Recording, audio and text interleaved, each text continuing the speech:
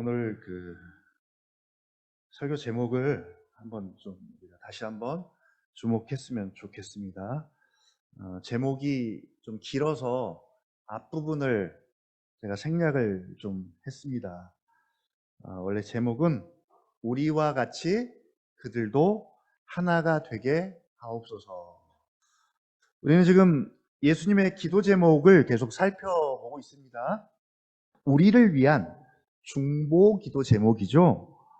원래는 그들을 거룩하게 하옵소서라는 주제를 가지고 우리가 계속 다루고 있고요. 그리고 더 다뤄야 합니다. 왜냐하면 거룩과 성화를 좀 더 실제적이고 구체적으로 적용을 해야 하는데, 이 성화와 거룩을 우리 삶에 적용하시고 이루어 가시는 분은 바로 성령님이십니다. 그래서 성령님 없는 성화와 거룩은 절대로 일어나지 않습니다. 이 원리와 같죠. 성부 하나님은 구원을 계획하시고 성자는 구원을 성취하시고 성령님은 우리에게 구원을 적용하시는데, 이 구원이 어떤 구원인가 라고 할 때 칭의도, 성화도, 영화도 다 포함된 구원입니다. 그러니까 실제로 우리가 구원을 누리고 감격하고, 그래서 구원하면 이 구원이 너무 좋다라고 구원을 경험할 수 있게 하시는 분이 바로 성령님이라는 사실이죠. 그래서 성화에는, 거룩하게 되는 것에는 반드시 성령님과 함께 성령님의 일하심과 역사가 있어져야 합니다. 자, 그런 의미에서 우리가 성화를 다루면서 사실은 성령님을 다루지 않았기 때문에 반쪽만 사실은 다룬 거예요. 반쪽만.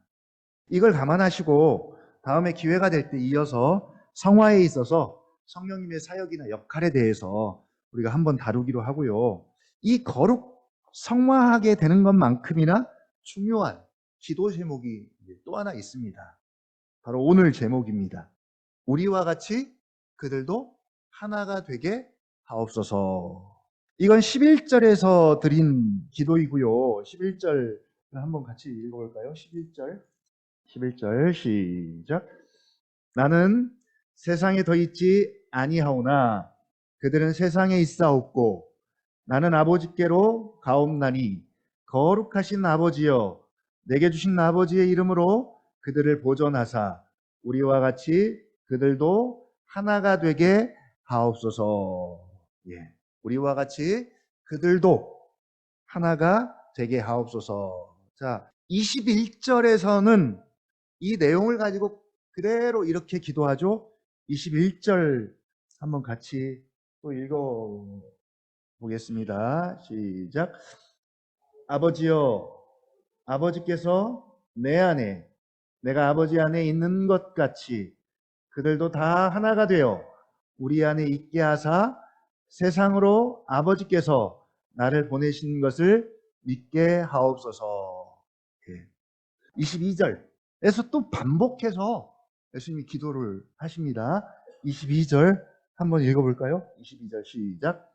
내게 주신 영광을 내가 그들에게 주었사오니 이는 우리가 하나가 된 것 같이 그들도 하나가 되게 하려 함이니이다. 예.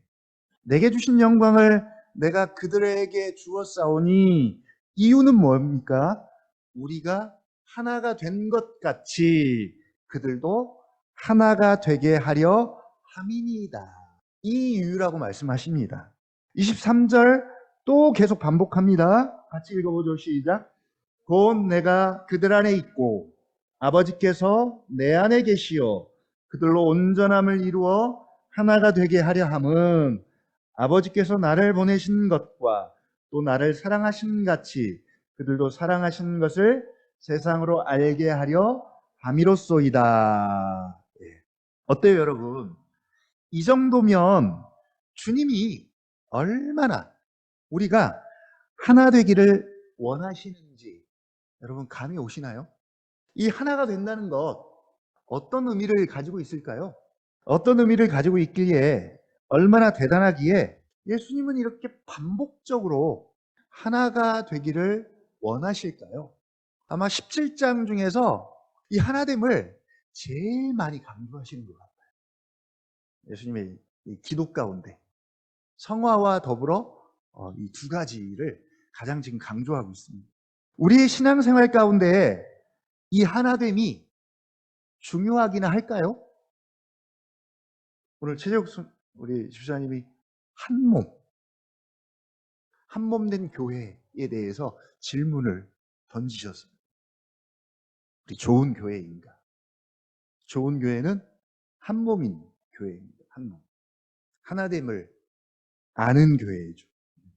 우리는 이 하나됨을 통해서 얼마나 어떤 신앙의 유익을 누릴 수 있을까요? 혹시 누리고 계십니까? 이 하나됨, 유익들. 또 하나, 우리 언약나무 교회는 질문하는 교회예요. 질문하는 교회입니다. 오늘 기도를 통해서 질문을 했고요.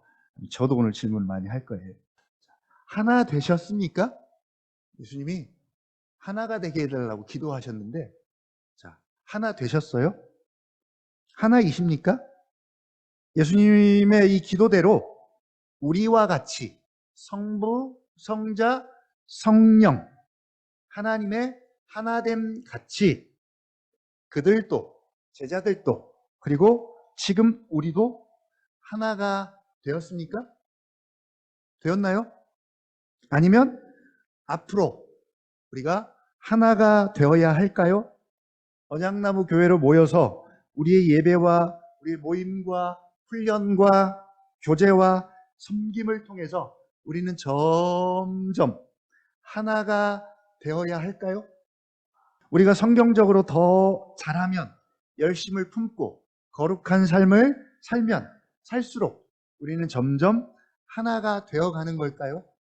그래서 아직은 아닌가요? 결론부터 말씀드립니다.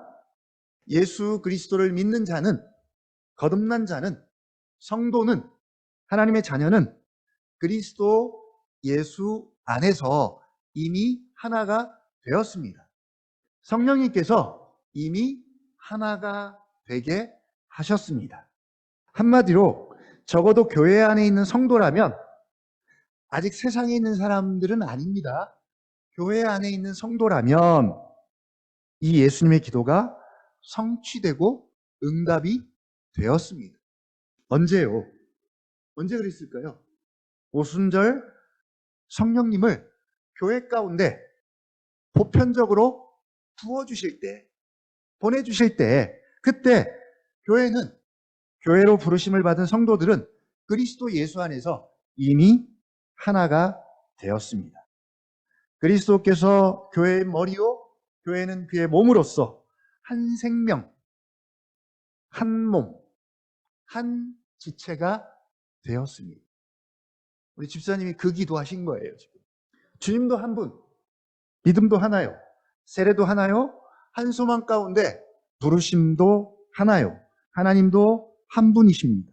가장 중요한 것은 한 분, 예수 그리스도 안에서 한 몸으로 존재하며 우리가 한 생명 안에 있습니다. 그래서 하나입니다. 그래서 같은 마음, 같은 뜻, 같은 사랑, 같은 생각 가지고 온유와 겸손으로 허리를 동이고 사랑 안에서 오래 참고 평안에 매는 줄로 성령의 하나 되게 하신 것을 힘써 지켜라. 예수님은 우리와 같이 그들도 하나가 되게 하옵소서라는 기도를 드렸다면, 이제 서신서쯤 가면 바울은 이렇게 말해요. 교회인 너희는, 그리스도 안에 있는 너희는 성령이 하나 되게 하신 것을 힘써 지켜라 라는 권면을 합니다. 그 말은 예수님의 기도가 이미 성취되었다는 증거입니다. 그러니까 교회의 출발은 이미 하나됨으로부터 출발합니다. 이미 교회 안에 들어와 있다면 하나입니다. 그리스도 예수 안에서 하나입니다. 그리고 이 하나됨이 왜 중요하냐면 바울은 구원의 교리를 이야기한 다음에 그 첫 번째 대상인 교회에게 언제나 교회 생활을 다루면서 가장 먼저 언급하는 내용이 바로 이 하나됨에 대한 교리입니다. 너희가 더 열심히 교리를 실천하고 기도하고 말씀 묵상하고 목장 모임을 통해서 더 하나가 되어라가 아니라 이미 너희의 존재 자체가 하나가 되었으니 그 하나됨을 힘써 지켜라. 이게 바로 교회를 향한 가장 첫 번째 권면입니다. 하나됨이 중요한 만큼 이 하나됨을 깨고 시기하는 어떤 세력이 분명히 있겠죠. 비싸고 가치 있는 것일수록 가짜가 많습니다. 가치가 없는 것은 굳이 가짜를 만들 필요가 없어요. 네. 하나됨이 중요한 만큼 사단은 어떻게 해서든지 이 하나됨을 깨려고 할 것이고요. 또 하나, 이 하나됨에 대해서 무지하고 무관심하게 만들 거예요. 그래서 이 하나됨의 원리가 뭔지, 그것이 의미하는 바가 뭔지, 그리고 하나됨으로부터 나오는 유익들 혹은 풍성함들, 은혜들이 있는데 그것들을 전혀 알지도 못하고 누리지도 못하게 하는 것이죠. 이게 사단이 하는 일이에요. 사단이 막 우리에게 와서 막 무섭게 하고 그렇게 하지 않아요. 예수님의 새 생명을 받은 자들이, 예수님의 새 생명 안에 있는 자들이 성령님과 함께 누리는 풍성한 삶, 전인이 건강한 삶을 누려야 하는데 잘 누리지 못합니다. 누리지 못해. 제가 언약나무 교회에 처음 왔을 때 이 언약나무 교회의 키워드가 뭐였냐면 누리자였어요. 누리자. 교회에서 대놓고 누리자라는 표현을 쓰는 거 여러분 쉽지 않습니다. 근데 왔더니 누리재요. 그래서 얼마나 잘 누리려나 기대를 했어요.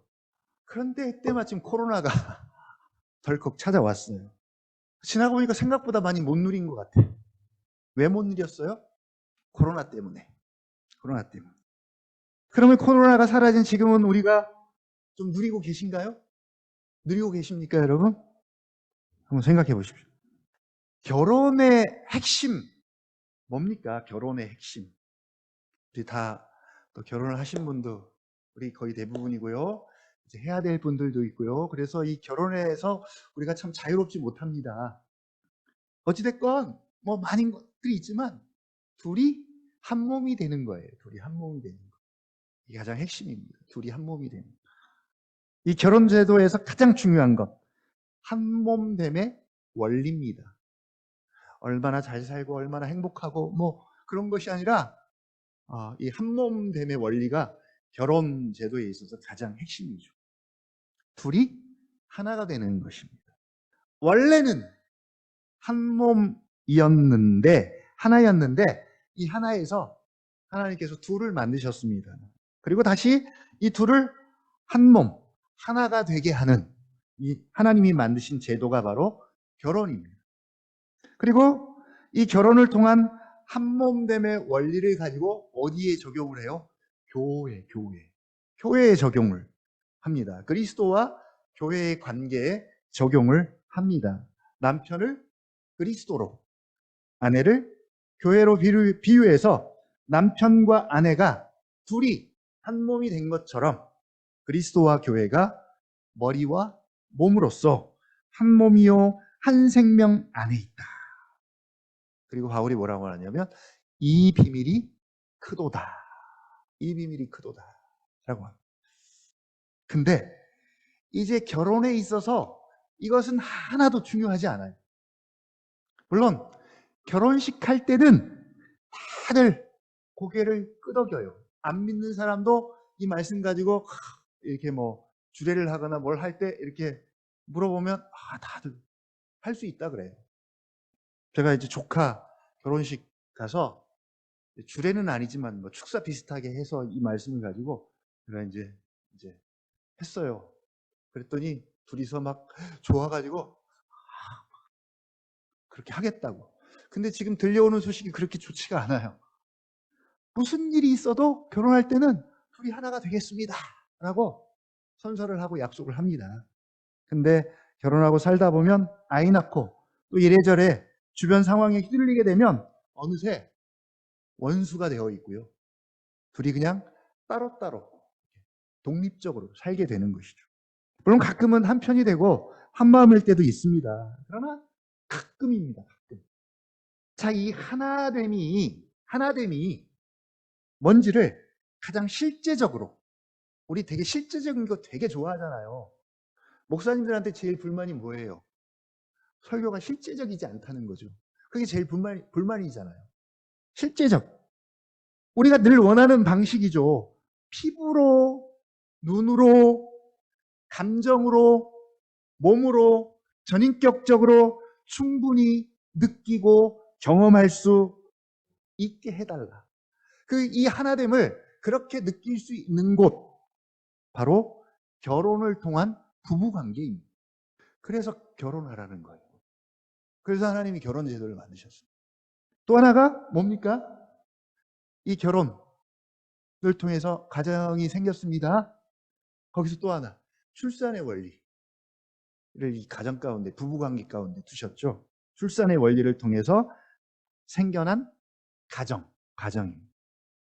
부부가 둘이 한 몸이라면 가정은 뭐예요? 부부관계에서 태어난 자녀들. 그래서 이제 가정이 벌써 부부와 아이, 셋이 되기도 하고, 넷이 되기도 하고, 다섯이서 한 가족, 한 가정을 이루면서 역시 또 뭘 경험해요? 하나됨. 셋이서 하나, 넷이서 하나됨. 다섯이서 살지만 5명이서 다섯의 인격을 가진 사람들이 하나를 경험합니다. 그래서 한 식구, 한 식탁 공동체라고 표현을 하죠. 그래서 교회에서 밥을 먹어요. 하나됨의 표현입니다. 성찬식도 마찬가지고. 어려운 질문 또 2개 들어갑니다. 오늘 질문 3개 하는 거예요. 기도를 통해서 하나 했고요. 제가 또 합니다. 첫 번째, 우리 부부는 둘이 한 몸이 되어서 충분히 이 하나됨의 의미를 알고 누리고 경험하고 있는가? 하나이십니까? 한 몸이세요? 네. 어떻습니까? 네, 우리 청년들은 다행이다. 결혼 안 해서. 네.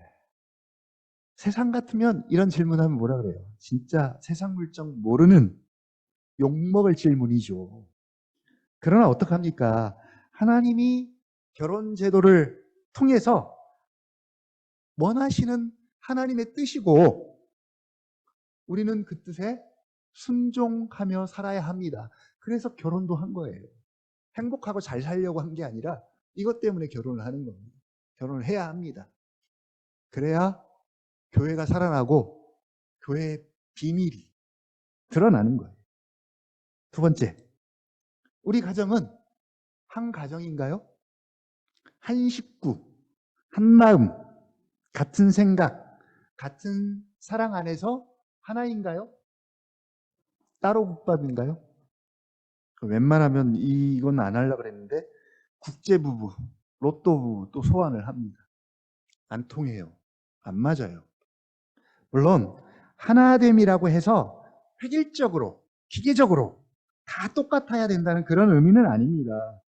막 결혼하기 전에 잠옷도 막 부부가 속옷도 세트로 맞추고 하나로 맞추고 커플옷 똑같이 맞춰 입고 막 하기도 하는데 의식이나 형식적으로도 하나됨을 그렇게라도 표현하려는 그 마음들 좋아요.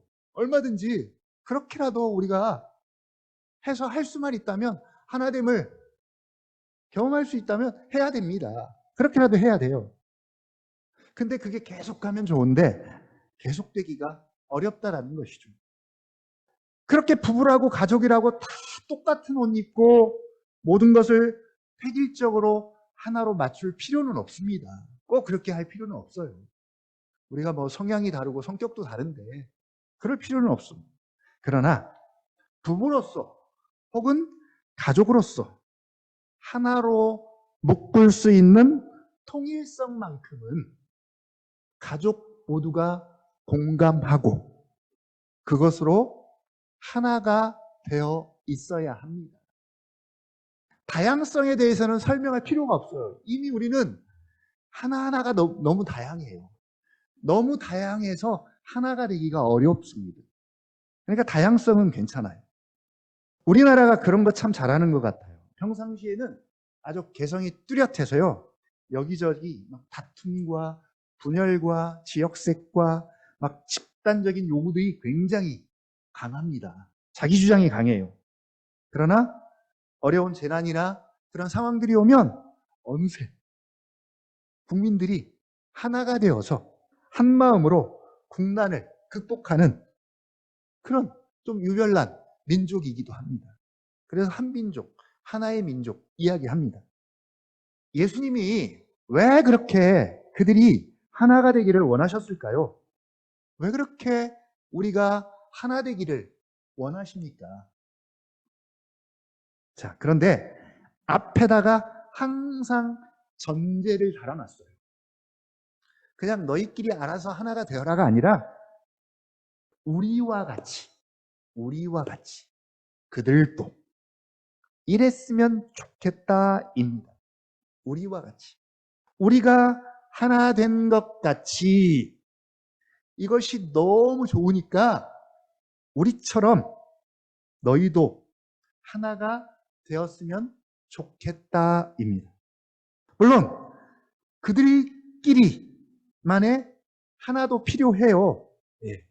그래서 십자가에서 유대인과 이방인이 하나가 됩니다. 예루살렘 교회가 그런 교회였습니다. 일단에 유대인들이 있었고 그리고 오순절날 예루살렘을 방문한 많은 흩어진 유대인들이나 그리고 여러 나라에서 온 이방인들이 예수 그리스도를 믿음으로 말미암아 그리스도 안에서 하나가 되어서 교회로 모이기 시작했습니다. 그들끼리도 하나이지만 더 근본적인 하나됨은 뭐예요? 그리스도 예수 안에서 삼위 하나님과의 하나됨입니다. 21절은 성부와 성자의 하나됨에 대해서 설명합니다. 다시 한번 읽어볼까요? 성부와 성자의 하나됨을 아버지와 아들의 하나됨을 이렇게 지금 설명하고 있습니다. 같이 한번 읽어보죠. 앞부분만 시작. 아버지여, 아버지께서 내 안에, 내가 아버지 안에 있는 것 같이 그들도 다 하나가 되어 우리 안에 있게 하사. 예. 아버지께서 내 안에, 내가 아버지 안에 있는 것 같이, 이런 표현이 나오면, 이거는 하나됨에 대한 표현이구나. 라고 이해하시면 좋을 것 같아요. 그리고 22절에서는 뭐예요? 예수님이 이렇게 기도만 하신 것이 아니라, 실제로 21절과 같은 사역을 하셨다고 말합니다. 내게 주신 영광을 내가 그들에게 주었사오니, 이는 그 결과 우리가 하나 된 것 같이 그들도 하나가 되게 하려 함이니이다. 예. 성자의 입장에서 우리가 하나 된 것 같이 그들도 하나가 되게 하기 위해서 아버지께서 내게 주신 영광을 내가 그들에게 주었사옵나이다. 왜 이렇게 하셨다고요? 우리가 하나 된 것 같이 그들도 하나가 되게 하기 위하여입니다. 보면 21절, 22절, 23절 같이 우리 같이라는 부사가 계속 이렇게 쓰입니다. 같이를 좀 집중해 보면 좋을 것 같아요. A와 B가 있다면 어떤 상황이나 행동 따위가 이 둘 사이에 서로 다름없이라는 뜻입니다. 그러니까 결국은 A와 B가 같은 것이죠. A처럼. 삼위 하나님을 소개할 때도 같이라는 표현을 썼어요. 어떻게 썼냐면 소요리문답, 대요리문답 마찬가지입니다. 하나님에게는 몇 위가 계십니까? 이렇게 질문을 하죠. 하나님에게는 세 위격이 계시니 성부, 성자, 성령이시고 이 세 위격께서는 참되시고 영원하신 한 하나님이시며 각 위격의 고유성은 구별되지만 다르지만 다양하지만 다양성입니다. 본질에 있어서 같으시고 여기서 같다는 표현입니다. 본질에 있어 같으시고 하나다. 성부, 성자, 성령 사이에 다름이 없다. 바로 가치입니다. 가치. 그리고 능력과 영광에 있어서 동등하십니다. 한 하나님이시다. 하나다. 이런 의미를 가지고 예수님은 우리가 하나 된 것 같이라는 표현을 쓰는 거예요. 지금. 조금 더 구체적으로 아버지께서 내 안에, 내가 아버지 안에 있는 것 같이. 그래서 나와 아버지는 하나다. 이미 14장에서도 강조한 것이 이겁니다. 지금 14, 15, 16, 17장 계속 연결되는 거예요. 나와 아버지는 하나다.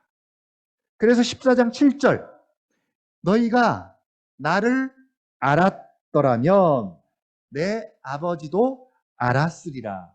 뭘 전제하는 거예요? 나와 아버지는 하나다. 그래서 나를 알면 아버지를 아는 것이다. 너희가 나를 알았다면 이제부터 너희가 그를 알았고 아버지를 알았고 또 보았느니라. 그랬더니 빌립이 뭐라 그래요? 이르되 주여 아버지를 우리에게 보여주옵소서. 그리하면 족하겠나이다. 우리 마음속에 품고 있는 마음이잖아요. 아버지를 좀 보여주십시오. 하나님 한 번만 좀 봤으면 좋겠습니다. 저에게 짠 하고 나타나서 나에게 한번 좀 보여주십시오. 빌립도 그랬습니다. 그랬더니 예수님 뭐라고 말씀하십니까? 예수께서 이르시되 빌립아 내가 이렇게 오래 너희와 함께 있으되 내가 나를 알지 못하느냐. 나를 본 자는 아버지를 보았거늘. 나를 본 자는 아버지를 보았거늘. 가끔 우리도 자녀를 통해서 누구를 봐요? 그 부모를 보잖아요. 뭐 완전하지는 않지만 자녀를 통해서 부모를 보고 부모를 통해서 자녀를 봅니다.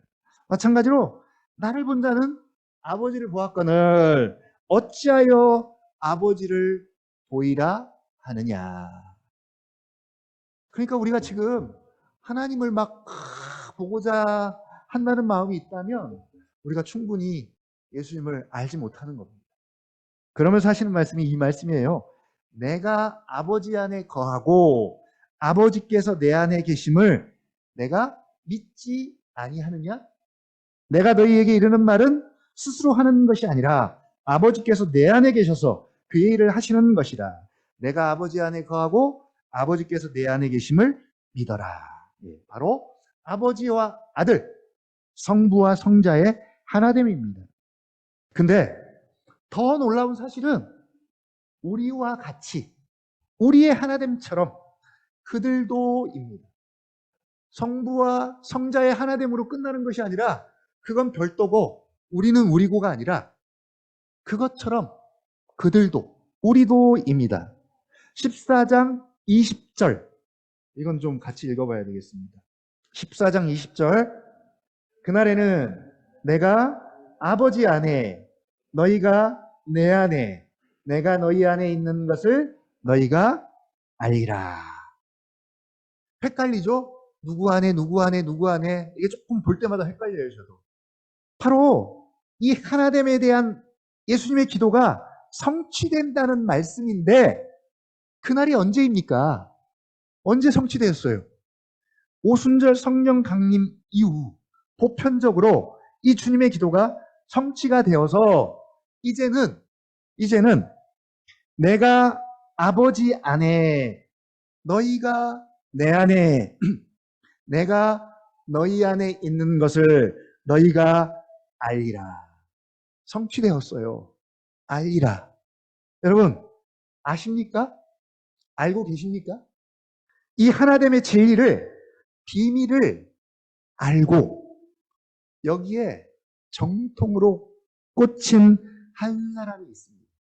이 하나됨의 비밀을 알면 이렇게 꽂힐 수밖에 없어요. 누굽니까? 바울입니다. 하나됨이 꽂혔어요. 이 의미를 알고 나서 그의 인생이 완전히 뒤바뀌어졌습니다. 바울은 예수님이 14장부터 그리고 17장에서도 계속 강조하신 이 하나됨의 원리를 알고 그대로 가져다가 예수님과 자신의 관계를 이렇게 표현했어요. 예수님께서 아버지와의 관계에서 표현한 그대로 자신과 예수님의 관계를 이렇게 표현했습니다. 내가 그리스도와 함께 십자가에 못 박혔나니 그런 적이 이제는 내가 사는 것이 아니요 오직 내 안에 그리스도께서 사시는 것이라. 이제 내가 육체 가운데 사는 것은 나를 사랑하사 나를 위하여 자기 자신을 버리신 하나님의 아들을 믿는 믿음 안에서 사는 것이라. 이것도 길다면 더 짧게 빌립보서 1장 20절 이는 내게 사는 것이 그리스도니.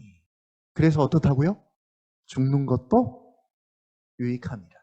하나됨을 아는 자의 고백입니다. 그리고 이걸 새롭게 표현합니다. 이제 하나됨이라는 표현은 잘 안 써요. 그리스도 예수 안에서. 그리스도 예수 안에서 라는 표현을 바울은 주로 씁니다. 그런데 그리스도 예수 안에서가 담고 있는 의미는 바로 하나됨의 의미예요. 하나됨. 빌립보 교회에게 편지할 때 뭐라고 말합니까? 빌립보에 사는 것 너무너무 중요합니다. 빌립보라는 도시에 사는 사람들이 갖는 그 자부심, 명예심 대단했어요.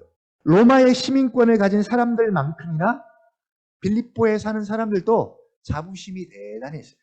그러나 바울은 빌립보에 사는 것보다 빌립보에 사는 것보다 오늘날로 치면 뭐예요?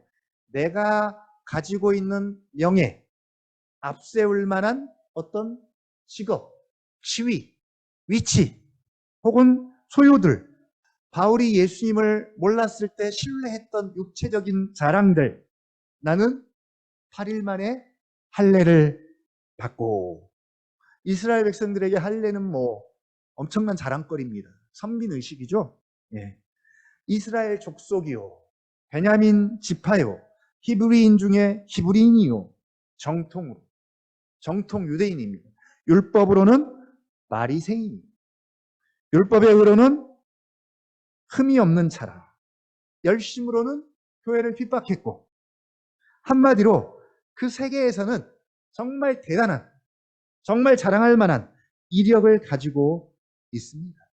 빌립보에 사는 시민이라는 것만으로도 대단히 자부심을 가질 수 있는데, 그것보다 그리스도 예수 안에서가 더 자랑스럽습니다.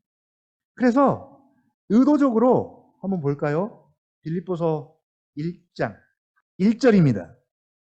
그리스도 예수의 종 바울과 디모데는 그리스도 예수 안에서 빌립보에 사는 모든 성도와 또한 감독들과 집사들에게 편지하노니. 그리스도 예수 안에서 빌립보에 사는 모든 성도와라고 의도적으로 기록을 합니다. 사실 문맥상은 이상해요. 굳이 이 말을 쓸 필요가 없어요. 그냥 빌립보에 사는 성도와라고 해야 되는데 굳이 그리스도 예수 안에서를 넣는 이유가 뭐겠어요? 빌립보에 사는 것보다 더 특별하고 더 중요하고 더 앞세워야 하고 더 강조해야 할 것이 있다는 거예요. 사실은 되게 뻘쭘한 표현입니다. 그리스도 예수 안에서 정남에 있는 언약나무 교회, 여러분 어때요? 그렇게 우리 교회를 소개한 적 있으세요? 이러면 어떨까요?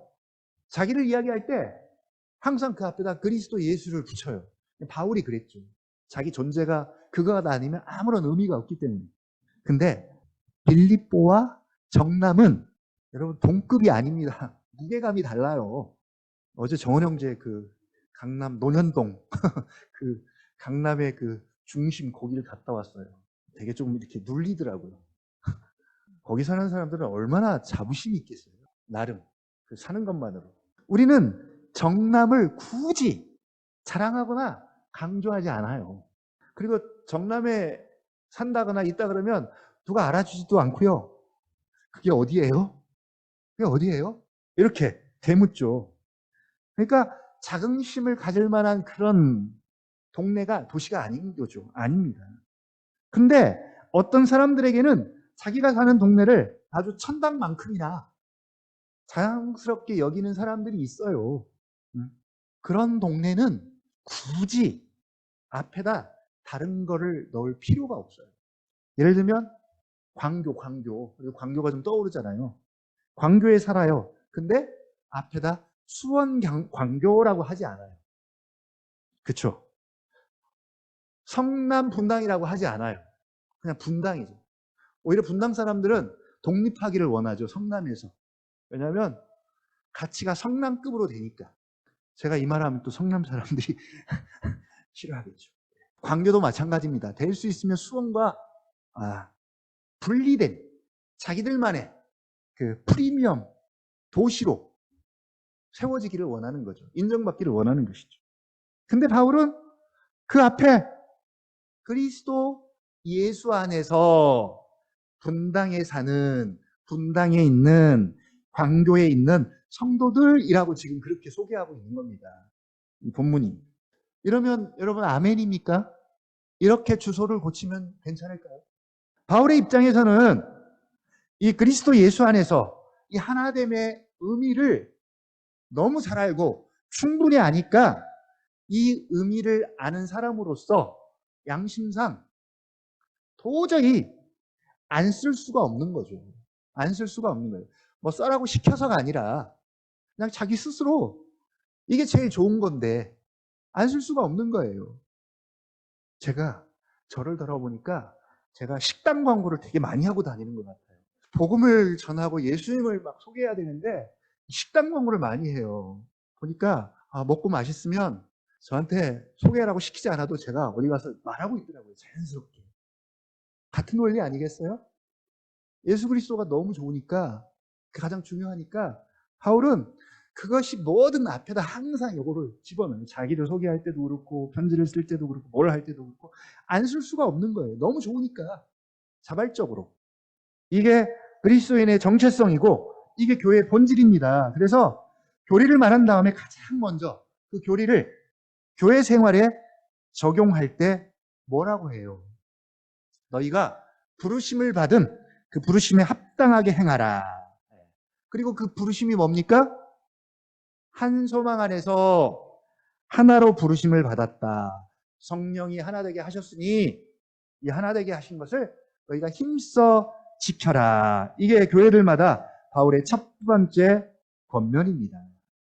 근데 교리에 해당되는 앞부분을 읽으면 사실 하나됨이라는 표현은 없어요.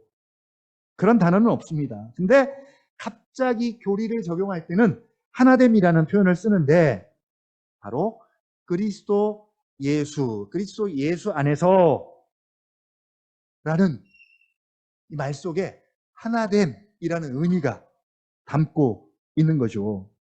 근데 이 의미가 그냥저냥 이런저런 여러 가지 많은 의미 중에서 한 가지 정도라면 혹은 진리라고 말했을 때 한 3차적 진리 혹은 한 4차적 진리 순서가 한 3번, 4번째 정도 된다면 굳이 바울도 이렇게까지 강조할 필요가 없고요. 묻어가면 되는데 이게 바울의 입장에서는 생명입니다.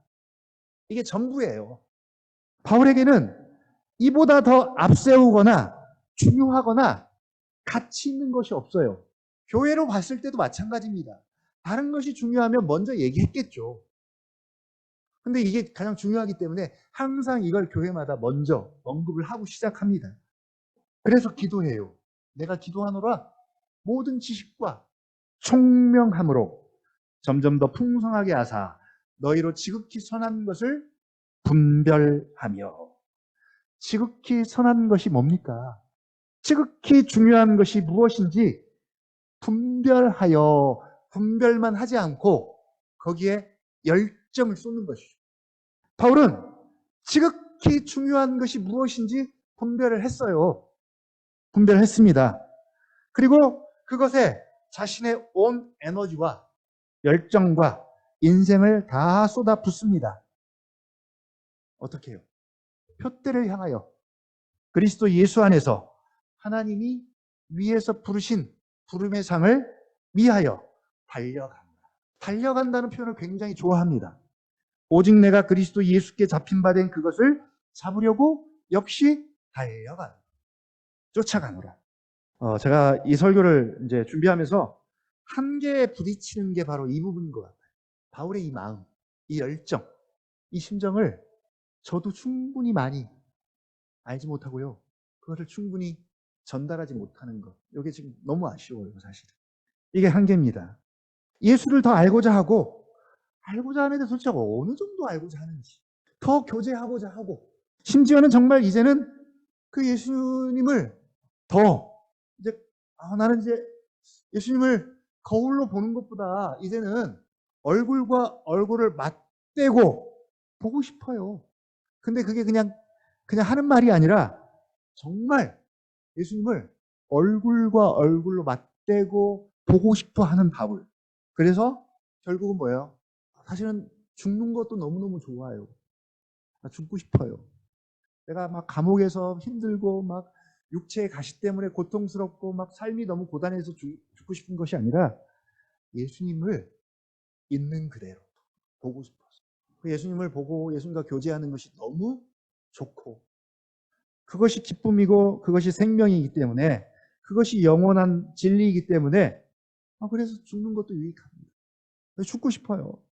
근데 그렇게 하려면 얼굴과 얼굴을 맞대려면 죽어야 됩니다. 정말 그러고 싶은 그 마음. 또 하나는 다음 주 수요일 날 다루고자 하는 그 예수님의 마음. 예수님. 너희 안에 이 마음을 품으라. 곧 그리스도 예수의 마음이니. 예수의 마음을 품으라고 하는데 이 예수의 마음은 어떤 마음인지. 어떤 마음인지. 우리가 되게 중요하게 여기는 게 뭐냐면 내 마음, 내 마음, 내 마음. 왜 섭섭해요? 내 마음 몰라주니까. 내 마음 몰라주니까. 내 마음 이해 못해주니까. 그래서 우리 마음의 중요함을 너무나 잘 알고 있어요. 근데 정작 예수님의 마음, 예수님의 마음. 도대체 어떤 마음인지 공감할 만한 좀 감이 오면 좋은데 감이 안 와요. 하여튼 기도하면서 우리가 조금이라도 그 마음 알기를 원하는 마음으로 수요일 날 뵙도록 하겠습니다. 수요일 날. 이 하나됨의 기원, 본질은 삼위 하나님의 하나됨입니다. 이 하나됨이 사랑의 본질이고 그래서 사랑을 더 깊이 알기를 원하면 가야 돼요. 그 하나됨의 사랑의 원천이고 충만이고 즐거움, 기쁨, 사랑, 평안, 교제 이런 것들 다 이 하나됨을 통해서 누리는 것들입니다. 이게 샬롬이고 이게 참다운 안식이고 이게 영원한 생명이고 영생인데 이걸 창세전에 이미 영원 전부터 하나님께서는 삼위 하나님께서는 누리셨어요. 이것이 삼위 하나님의 영광이고 본질입니다. 그리고 이게 너무 좋으니까 이 삼위 하나님의 교제 가운데 우리를 부르신 거죠. 우리를 초청하십니다. 그 삼위 하나님의 교제 가운데 우리를 참여시켰습니다. 더 쉬운 표현으로 말하면 삼위 하나님의 식탁 교제 가운데 우리를 초대하셨어요. 근데 손님으로 초대한 것이 아니라 무엇으로요? 자녀로. 한 식구, 한 가족이 되어서 한 상에 둘러서 함께 식탁 교제를 나누듯 그 삼위 하나님의 식탁 교제 가운데 우리를 영원한 자녀로 부르셔서 함께 먹고 마시고 교제할 수 있게 하셨습니다. 바로 하나됨의 의미입니다. 그러니까 이미 그리스도 예수 안에 있는 자에게는 21절부터 23절까지 예수님께서 드리는 이 기도가 이미 성취된 것입니다. 성부와 성자가 하나 된 것 같이 우리도 하나가 되었습니다. 내가 그들 안에 있고 아버지께서 내 안에 계시어 그들 온전함을 이루어 하나가 되게 하려 함은 하나가 되었습니다. 그리고 23절 중반절 한번 볼까요? 23절 아버지께서 시작 아버지께서 나를 보내신 것과 또 나를 사랑하신 같이 그들도 사랑하신 것을 세상으로 알게 하려 함이로소이다. 예. 이제 이 하나됨을 통해서 그러면 하시려고 하는 이유, 계획에 대한 말씀인데요. 요건 이제 다음에 다루기로 하고요. 중요한 건 우리와 같이 그들도 하나가 되게 하옵소서라는 이 기도가 우리에게 이미 성취가 되었습니다. 그러니까 여전히 우리가 하나 되게 해주십시오라는 기도는 성경적인 기도는 아닌 거. 이미 하나가 되었는데요. 오히려 바울처럼 하나됨을 지키는 것이 우리가 할 일입니다. 하나됨을 지키고 하나됨을 유지하고 하나됨을 누리고 그 의미를 알고 깨닫고 실제로 우리 삶에 그 하나됨을 적용하는 것. 이게 우리의 할 일입니다. 문제는 성취되었는데 우리가 이 하나됨의 의미를 잘 모른다는 거예요. 빈약합니다. 바울은 이것이 얼마나 중요한지를 알아서 언제나 이걸 앞세웠고 자신의 사는 것과 죽는 것도 이것으로 심플하게 정리를 했는데 우리는 잘 모릅니다. 어떻게 해야 합니까? 이제 기도합니다. 지혜와 계시의 영을 주사 하나님 이 하나됨의 의미를 좀 알게 해주십시오. 제가 알았으면 좋겠습니다. 네? 자, 기도로 끝나는 것이 아니라 우리가 어디를 주목하면 되겠습니까? 이 하나됨의 원천, 원형, 모델이 있죠? 모델이 있습니다. 우리와 같이. 우리가 하나 된 것 같이 성부와 성자와 성령의 하나됨을 늘 주목하면 됩니다. 여기서 나오는 영광의 풍성함, 사랑의 충만함. 하여튼 우리가 신앙생활하면서 원하고 바라는 모든 것들 다 이 삼위 하나님의 하나됨 안에 있고요. 여기로부터 흘러나오는 겁니다. 다 여기서부터 나오는 것들이에요. 그래서 완전하고 충만하고 풍성하고 영광스럽고 은혜인데 그 완전하고 충만하고 풍성하고 영광스러운 하나됨 가운데 우리를 부르셔서 우리를 하나 되게 하셔서 맛보게 하시고 누리게 하시는 겁니다. 적어도 교리상으로는 그래요. 교리상으로는 그렇습니다. 우리가 교리를 배우는 이유가 그거예요. 교리상으로는 그렇습니다. 교리상으로는 이것이 진리이고 이것이 참입니다. 그러나 우리가 이 하나됨을 현실적으로 누리는 것은 아는 것은 좀 다른 문제예요. 여기서 어긋난 거죠. 그래서 지혜와 계시의 영을 주시고 우리의 마음 눈을 밝혀주시고 주셔서 이 하나됨의 의미를 알아서 어떤 것보다 어떤 상황에서도 정말 그리스도 예수를 앞세울 수 있기를 바랍니다. 우리가 그리스도 예수를 앞세울 수만 있다면 다른 건 전혀 문제가 되지 않아요. 이뿐 아니라 이 하나됨의 의미를 알면 이제 그때부터 풍성함이나 충만함이 뭔지도 조금씩 알게 됩니다. 은혜의 풍성함, 사랑의 충만함이란 표현. 여러분 풍성함, 충만함 쓰십니까? 이런 표현 쓰세요? 나눔할 때 충만, 풍성 쓰세요? 바울은 그냥 입에 달고 산 것 같아요. 늘 이런 표현을 너무너무 즐겨 사용했습니다. 일부러 쓴 게 아니라 그냥 하나됨의 의미를 아니까. 이 하나됨은 충만 그 자체잖아요. 풍성함 그 자체입니다. 이런 은혜의 풍성함이나 사랑의 충만함이란 표현이 우리의 일상의 언어가 되고 표현이 되었으면 좋겠습니다. 그래서 하나님을 아는 지식, 삼위 하나님의 하나됨을 알고 그 아는 것을 실제로 우리가 누리는 삶을 살아갈 수 있는 저와 여러분이 되기를 주님의 이름으로 부탁을 드립니다.